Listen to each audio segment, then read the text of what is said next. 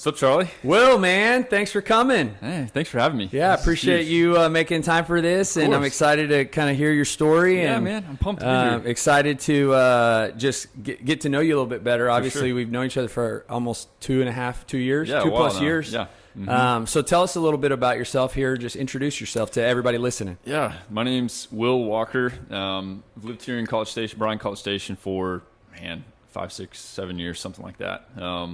Been coming to College Station CrossFit for 3 months now. Yeah, so, you're kind of new. 3 months. But that's good. Yeah, I love it. And as soon as I stepped in the doors, I fell in love with it. I've had friends.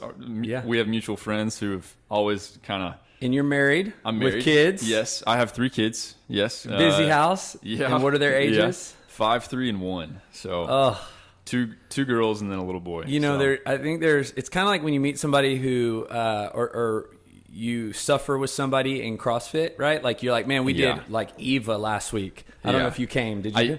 I just got over COVID actually. So Monday was my first day back. So you're still recovering. So I'm a little bit. But Evo was so hard. But it's like you go through that, and anybody who came Friday, you know, when we did it, there's this like mutual understanding. Well, you just said you have kids 5, 3, and 1, and don't get me wrong. Everybody listening, or hopefully they knows I love my kids. Oh yeah, and I love my marriage and my life. But wow, that's a busy house this time. And God bless your wife. Oh, because so you know true. We're over here as husbands. I know. Recording a podcast, and I'm sure she is tending to those 5, 3, that 5, 3, and 1. Yeah. So let's talk a little bit, because I think it's really cool if anybody's listening doesn't know what you do, because you've helped us out. Mm-hmm. I actually first met you through Richard. Yep. And you came out and did video for BCS Classic. Yeah, and I've done it 3 years now. You've come back every year. Yeah. And was that the very first you ever heard of CrossFit? I had always heard of it. That was my first time like interacting with it at all. So yeah. How'd you get into video? How'd you get into that world? Man, I just taught myself. Photography was a hobby in college. I didn't study this. Maybe I wish I did. I kind of like how I did it, but it was just a hobby, photography, and that grew into videography, cinematography, and then I was like, well, I think I can make money off of doing this, and I really like it. Love it. And now you're full time, like on your own. Oh yeah, I've been doing this full time for 4 or 5 years. Oh wow, that long? Yeah. Okay. Mm-hmm. And what's the name of your videography business? Yeah, it's Tall View Productions. Okay. So, and so you do. I guess it's similar to like what Richard does, right? His is Strata House. You're just Tall. Is it Tall View because you're tall? Yeah, it's kind of a play on words. So my brother and I, we do it together. And so he's like 6'5", I'm 6'6", and so. And you do like short promotional videos, biography, lots of things like that, like mini docs, short films, lots of corporate stuff. We don't do as many weddings, thank goodness. So we're all over the board. We've produced some podcasts. We kind of split it up. I do all the video. My brother does photo and like web design, graphic design type stuff. Which is such a cool space, like right now, and I feel like there's more demand than there is people who can do it. Yeah. And especially people who can do it well. Mm-hmm. You know what I mean? So it's like, I'm intrigued by it because, I always tell people I was born in 1982. Okay. So I feel like we were, I don't know if we're not the new, what do they call the new, not Gen Z, but we're not, millennials. Yeah. But we're also not like whatever was before that. Mm-hmm. We're kind of that in the middle, and that population I appreciate. Yeah. What like that's why I hire you guys, right? That's why I bring you guys in to help with the videos, and you and I are going to do some stuff for the gym. Yep. But I, cannot do it. Yeah. Or I'm not so driven to figure out how to do it either. Yeah. Well, you already got so much else on your plate, man. But it's a really cool space, and I think when you see well done videos like that 1 minute BCS Classic recap, and it just like it tugs on things like it stimulates thoughts, emotions.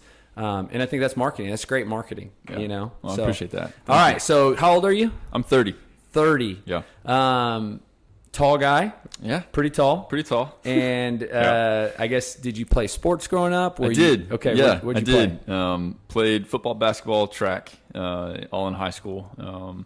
Football was really big in my family, so extended family too. Where are you from? Or where'd you play? I graduated from Shallowater, Texas, so it's about 20 minutes north of Lubbock, Texas. Okay. So West Texas. Far away. Yeah. Small town? Small town. It's like 2,500 people. It was, at least when I was there. How big was your high school? It was 2A. So was that 11-man football? No, I had 96 in my class, so we had a full football team. Okay. So, yeah. What position? Tight end, man. Were you good? I was all right. I was decent. Did you play both ways? No, well, I did some years, but bit. then I got more specified and just stuck with offense. Yeah. So a lot of training in the off season, physical training. Yeah, football was always my focus. So I was trying hard. I had other family members that played college. One played NFL. Siblings? Still playing. Cousins. But we're all close. We're all super close. So, that was a huge goal of mine. So actually, I played a little bit of college ball. Some injuries took me out pretty quick. Oh man! Yeah. So I guess being exposed to family members that were taking it to that higher level, you could see kind of what it took, and so I was like, well, all right, I know what it takes, and I'm gonna go for it. So So college, high school tight end scholarship or walk on? Yeah, okay. I had a scholarship to a smaller school, Harding University, Searcy, Arkansas. It's a small Christian college. Yeah. But then very quickly they changed their offense to like triple option, and I was like, well, I don't want to block my whole career. And also if I'm doing this, I'm going to go big. So transferred to SFA because I didn't have enough hours to get into A&M. So transferred to SFA, quickly got my 30 hours. The next semester, transferred to A&M and walked on the team. You said there was an injury. I did. That's why I don't usually claim playing at A&M that much. You played here? Yeah, I walked on here. Yeah. Oh, cool. Yeah. So you were only at SFA for only a semester. It was just get some hours so you could transfer. A step to get here. Yeah. Didn't play at did SFA. Not. I just trained. Okay. Yeah. When you say trained, I'm guessing you said you're meaning working out. What'd you do? I was lifting weights, constantly lifting weights, and then following any particular program? No, just making it up. Just kind of. Well, I kind of took. I took a lot of stuff from Harding, and I would get workouts from my cousins who were playing college ball at the time. Who were they were at some. So you were determined. Oh yeah. I mean, you were thinking, I'm going to go to A&M. I'm going to play, and then I'm going to go to the NFL. Yeah. Right now, I probably weigh like 210, and I'm pretty lean. When I was at SFA. Transferring, I weighed 230. I probably had less than 10% body fat. So wow, you were big. Yeah, what kind of season did you have at Harding? So I was a redshirt. Okay. So actually, you didn't get to play. Just trained, but just worked out. Yeah, worked out. Did a lot of practicing. Get bigger. Yeah, while you were there, I did. I was pretty scrawny when I left high school. So I think I probably put in like 15 pounds when I was at Harding. And you seem like a body type that's like not easy to gain weight on. It takes a little time. Yeah. So for you to put on 15 pounds is really good. Yeah. So you go to SFA, you keep training, and then transfer to A&M. I'm sure you were stoked. Yes. You got in. Super pumped. Yeah. And then what happened here, or what'd you do here? So, I was just training. I had another buddy of mine that we decided to try to walk on at the same time. And so we were pushing each other, training big time. What year was this? Oh, man. So when I walked on the team, Ryan Tannehill was starting quarterback. Johnny Manziel was still in the locker room. 2012, 11. Sherman? It was Sherman. Coach Sherman? It was Sherman. Okay. Yeah. I get the years mixed up back then. But, so I was actually here's why I usually don't I don't talk about this a bunch, because the week before tryouts, my buddy and I were doing sprints, and I ripped my hamstring and like face planted. We're out on the drill field running Simpson drill field running sprints. I'm in the best shape of my life. We warmed up for probably 45 minutes. We're running sprints, and we're just taking turns, kind of critiquing each other and whatnot. And I ripped my hamstring and face plant, and just slide and just. It was terrible. But I still showed up to tryouts. Injured. Told them. I was like, yeah, this happened. I'm here though. left not thinking I would ever get a call. But they shot me a text like a month later, like, "Hey, show up. Let's do this, or let's try at least." And so, yeah, showed up and spent some time in the trainer's room, and it took too long to heal, so I couldn't get it. It didn't. Dude, long, so. I am like a little heartbroken for you. Thanks, as man. I mean, this is years later. Obviously, if I'm heartbroken years later, I can't imagine how heartbroken you were at that time. It was a rough little time, but it was good. So when you say tore your hamstring, I mean, it wasn't a complete tear. Like it didn't ball up close to my butt, but yeah, it was almost a complete tear of my hamstring. Did it turn blue and purple? And it actually did not. It did. But like I couldn't extend my leg. Yeah. My buddy almost carried me back to my dorm room after that. So is your face? No, I was cool with my face. It was grass. It was. I mean, I did face plant, but it wasn't like okay. So here's like that, a question. Just about that experience, and now you're 8, 9, how many years later? Yeah. Looking in the rearview mirror, like looking back at that and knowing that it was like, man, at that time in your life, everything was for that. Like, it sounds like you were like I was obsessed committed. and committed. Yeah. Call it whatever you want. It was like, it was, and then it like, not only does it not work out, it can't work out. Like it's, they called you and that was flattering, but your body's not performing. Yeah. And you've been training your body for, a few years preparing for that. Yep. What have you how have you come to be, I would say, okay with it? Yeah. Are you? Or, I'm completely okay with it. And it didn't take long because there were other, after starting that journey, getting in that, it turned into a job. It became obsessive. Maybe a little bit of identity became a little bit too close to me, where like I am a Christian and like my identity is Christ as a child of God. But those were competing for a while. And so actually right after that, I was like, you know what? I'm at peace. I'm okay. It probably took a few weeks, but I started getting involved in some other things. Started doing some trips internationally with a buddy of mine, the same buddy. We formed an organization on campus, and I just focused on other things. Some other things that I knew. So it sounds like you kind of got over it. Okay. Yeah. I decided, I was like, you know what? I'm going to enjoy my college experience. Yeah. I'm going to do well in my classes, make the most of it. So how long did it take for your body to heal? It took a little time. I took some time off. Like how long? Oh man, a couple months probably. And I still to this day, I can't like full out sprint. There's no way. Or I'll feel it. Wow. Isn't that wild? Yeah, it is. Especially if I get really dehydrated, and man, I can't remember the last time I've like full out sprinted. So how'd you shift from working out being a job to now after that working out like for health, for pleasure, for fun? Yeah. It's pleasure and fun, and it's functionality too, because my what I do is pretty physical, especially when I'm filming. We film for long days, and so it helps me keep my body in shape. I've done it when I'm out of shape, and I don't enjoy it, and it's better when I'm in shape.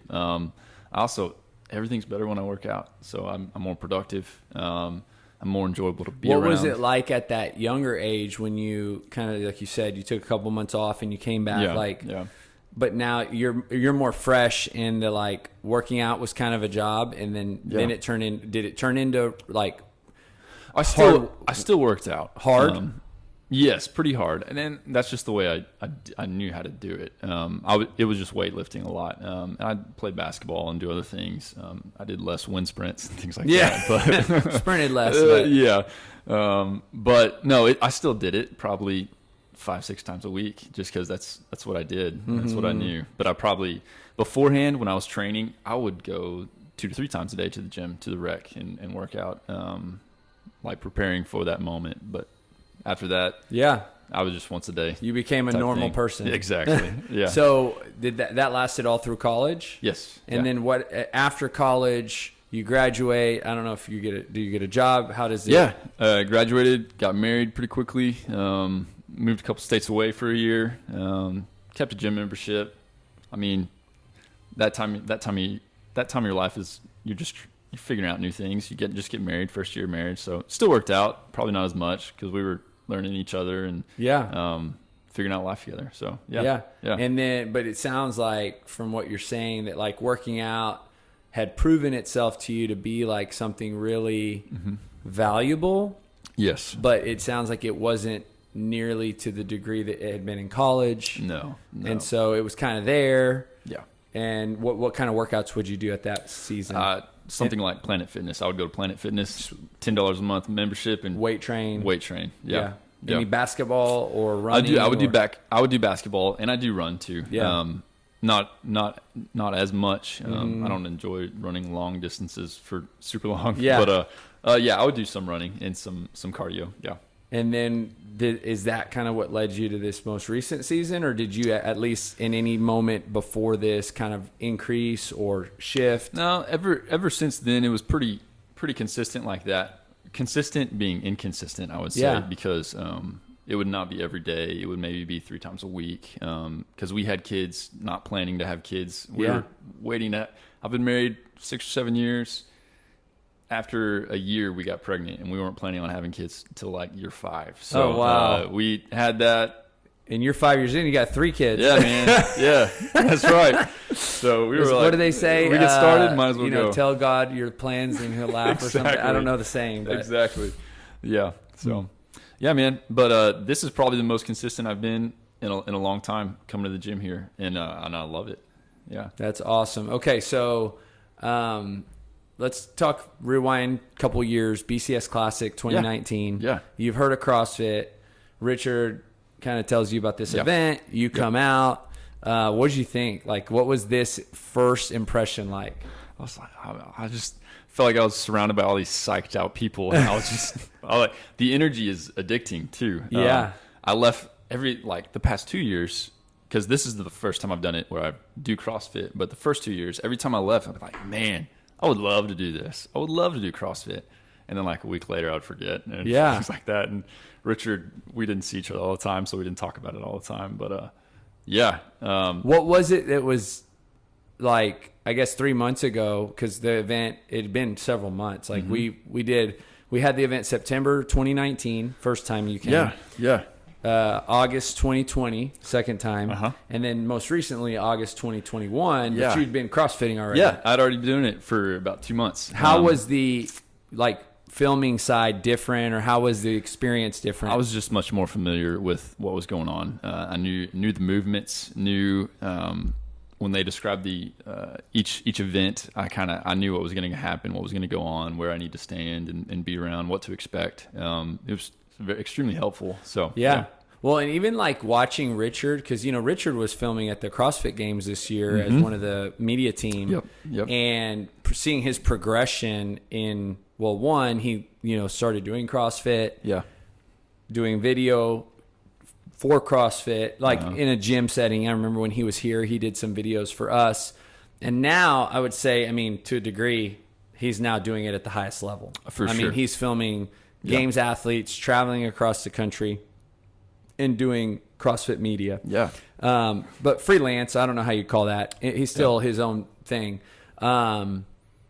Is that something that you kind of hope to do? Is that kind of in your... If the opportunity came, yes, I would do it in a heartbeat. Yeah.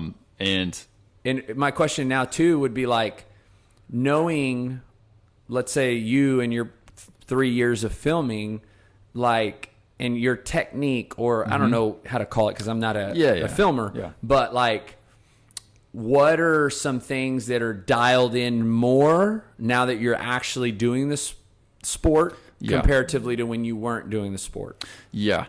I would say it's just different techniques, because a lot of times I can get stuck in a rhythm, stuck in the way you do certain things. So before doing this, and a lot of the time still in corporate stuff, it's kind of a formula. It's formulaic, and it's kind of the same way.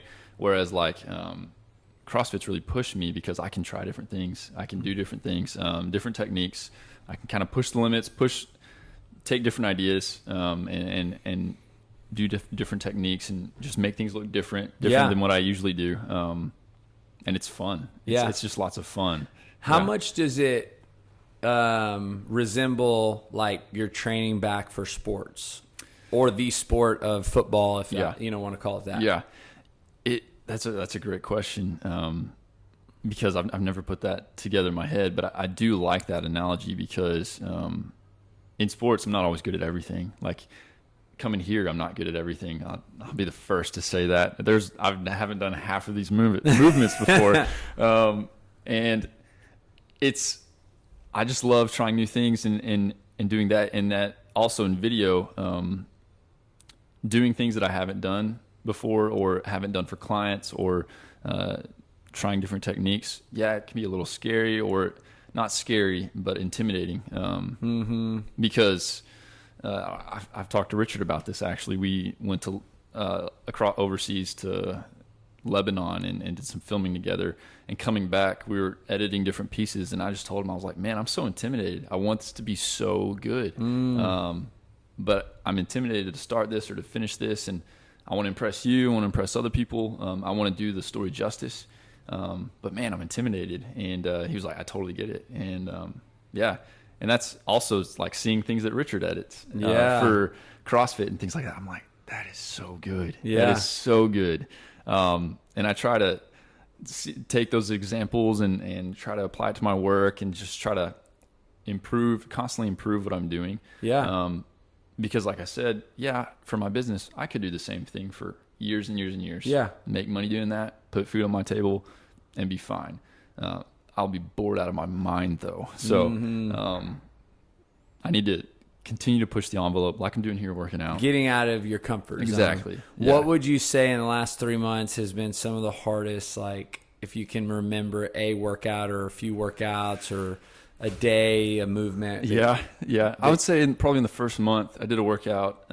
I've stuck with the 6 o'clock time, but before I tried probably every time, trying to figure out where I wanted to go. And I was in a class with all moms. I was like 8 or 9:30 or something like that. And it was like we had like 8 different lifts, and in between each one was a 400-meter run.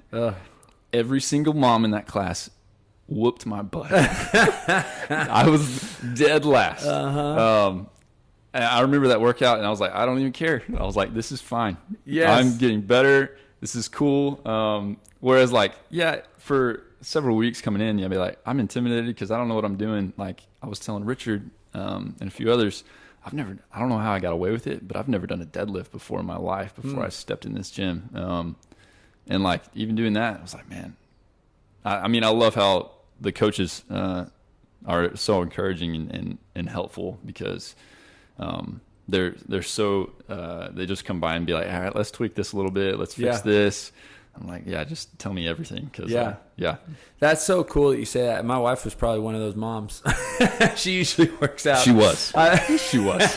But it's so cool because I think CrossFit has a way of humbling all of us. Completely. Yeah. And it's the second you start thinking that you're better than you are, that it has a way of humbling you again. Yes. And if I'm completely honest, I think that's what draws people in is the feeling that you cannot conquer this. And we all want to conquer it. Yeah. And that's what keeps us coming back, as opposed to maybe another fitness program that it, whether we call it conquering or plateauing, it's like you reach this height and there's no further height to reach. Yeah. So we get kind of like, bored or, not interested as much. And so CrossFit has this way of like, okay, you got your pull-ups. Well, now let's try muscle-ups. Okay. You got your muscle-ups. Now let's try walking on your hands. Yep. Okay. You've got running and gymnastics. Let's do running and weightlifting. And it just starts dishing out all these different variations, Yep. And I think that we crave kind of this feeling of being challenged. And that keeps us coming back. Yep. But there is a humbling experience completely that happens often. And I tell people all the time too, it's like, some days like you just don't feel like it, but when you do it, you always feel better when you're done. Yep. So for you, having 5, 3, and 1-year-old, busy life, like how have you learned, because I'm always curious about busy people, have you learned to work this into your life? Have you made the discipline to show up at 6 a.m.? I mean, whether you're sacrificing sleep, time with family, meals, work, like how are you making time? Yeah. It's, I landed on 6:00. When I wake up, everyone's asleep. When I get back, everyone's asleep. So I really, your kids sleep. Yeah, I got good sleepers. Wow. Yeah. Okay, that's awesome. I might need you to train me. Okay. Yeah, we're blessed with that. But for you, were you waking up this early before? No, I was not. So, okay. I sacrificed sleep for this. Yeah, probably go to bed a little bit earlier, but it's with working from home. Because I work for myself, I don't have my own office. It's hard. The best thing for me to sacrifice is a little sleep. So, and how long did it take? Or are you still in the transition, or you feel like now you're like, if my alarm clock goes off, it's easy? No, man. Yeah, it's easy because I know the people that are going to be here. We expect to see each other. Still getting to know everyone and be buds with them. But we expect to see each other and work out. So. I want to see them. I want to work out with them, and honestly, kind of compete with them. So So, what are the workouts that when you see in program that you really like, and then what are the things that you see that you really hate? Yeah, I'm still learning the ones that I hate. Honestly, I love rowing. To be honest, the running is good too, especially when it's mixed up with certain things too. Yeah. But man, I'm trying to think what are the swings that you do? Kettlebell swings? No, when you're hanging on the bar. Kipping? Yeah, the kipping, those things. I'm trying to figure out how to do all that. Yeah. I was like ripping calluses off my hand and things like that. I'm learning all those. Those are pretty tough.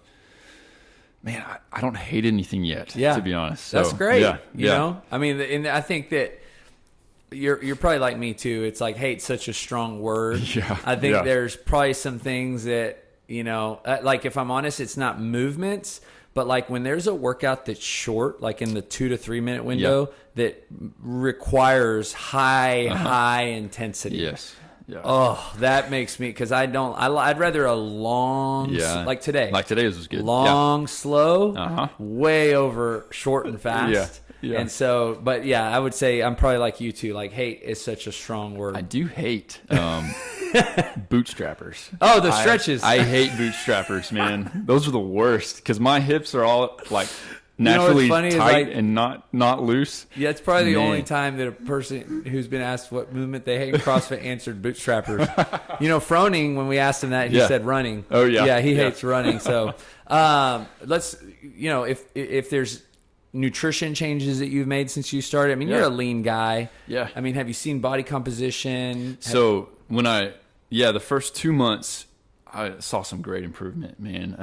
I was a little overweight, to be honest. I mean, it probably didn't look like it, but I noticed around my midsection, I lost like 12 pounds. Wow. In the first 2 months. And then it was like 10 to 12 pounds. Then I got COVID. And then so hit the brakes on everything. Was out for like 3.5 weeks. Monday was my first day back, man, and it's I'm winded. Oh yeah, every time I'm in here. Like today was an easier workout, but man, I was sucking air. But your heart rate got high, I'm sure. Yeah. But it's not as hard as like the first couple of days when I started, which is good. I'm ready to get back to where I was after 2 months, and then kind of continue to go. So 10 to 12 pounds, was that just from working out, or did you make any diet changes? I was a little bit more just aware. Like honestly, the working out was helping motivate me to eat a little bit better.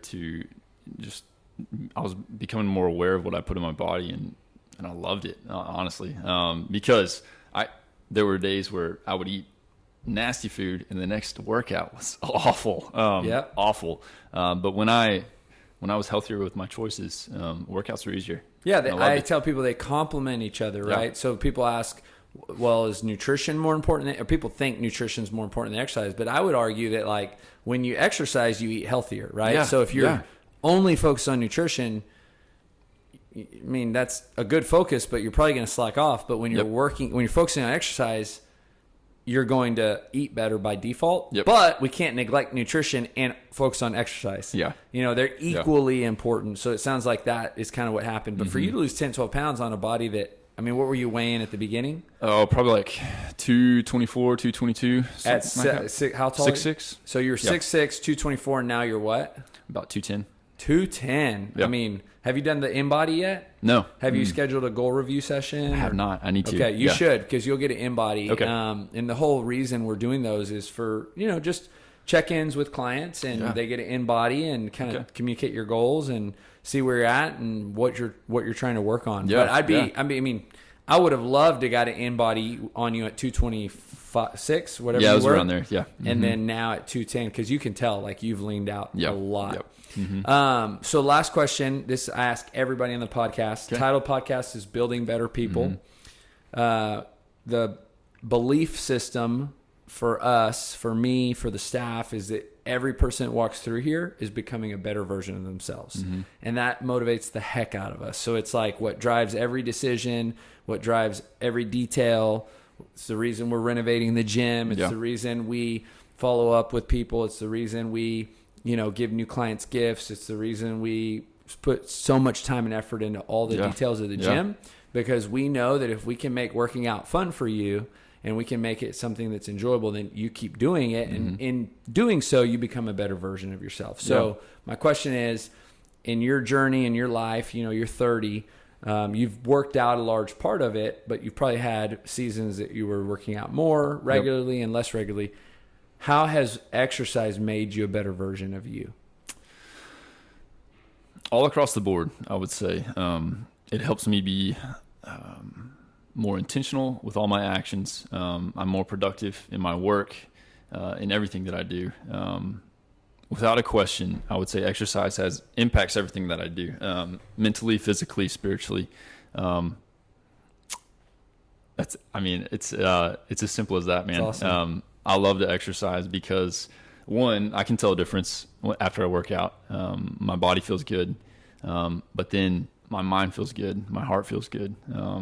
I treat other people better when I work out. I think I glorify God better when I work out too. So there's no question with my answer with that I'm a better person when I work out. That's awesome. Thanks, Will. Yeah, man.